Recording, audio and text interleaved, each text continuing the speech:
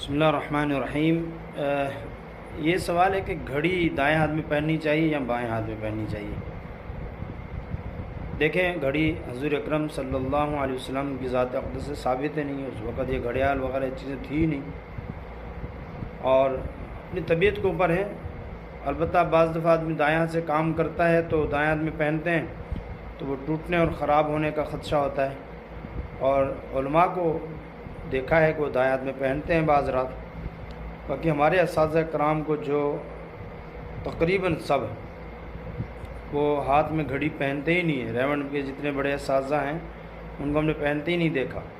چین والی گھڑی ہوتی ہے جو جیب میں ڈالی ہوتی ہے، اور آگے جو ہے اس جگہ بٹنوں کی جگہ یہاں جو ہے اس کا وہ کلپ لگا ہوتا ہے، جیب میں ڈال دیتے ہیں، وہی استعمال کرتے ہیں۔ کبھی ہاتھ میں ڈالتے ہوئے نہیں دیکھا۔ مولانا طارق جمیل صاحب کو کبھی کبھار پہنتے دیکھا ہے، واللہ اعلم۔